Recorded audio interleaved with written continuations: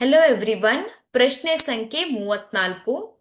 ಮಾನವರಲ್ಲಿ ಗರ್ಭ ನಿರೋಧಕ ಶಸ್ತ್ರಕ್ರಿಯಾ ವಿಧಾನಗಳನ್ನು ಬಳಸಿ ಗರ್ಭಧಾರಣೆಯನ್ನ ಹೇಗೆ ನಿವಾರಿಸಬಹುದು?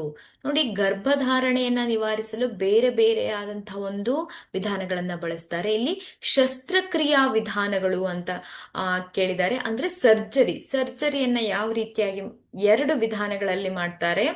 ಒಂದು, ಪುರುಷರಲ್ಲಿ ವೀರ್ಯನಾಳಕ್ಕೆ ತಡೆಬೊಡ್ಡಿ ವೀರ್ಯಾಣುಗಳ ಸಾಗಾಣಿಕೆಯನ್ನ ತಡೆಯುವಂತೆ ಶಸ್ತ್ರಚಿಕಿತ್ಸೆಯನ್ನ ಮಾಡುವುದು.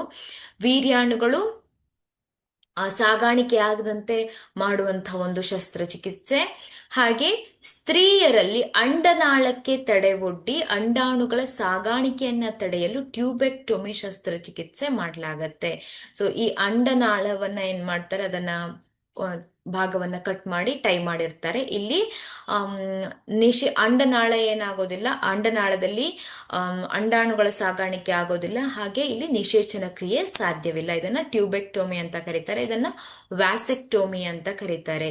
ಈ ಎರಡು ಶಸ್ತ್ರ ಚಿಕಿತ್ಸಾ ವಿಧಾನವನ್ನ ನಾವು ನೋಡಬಹುದು. Thank you.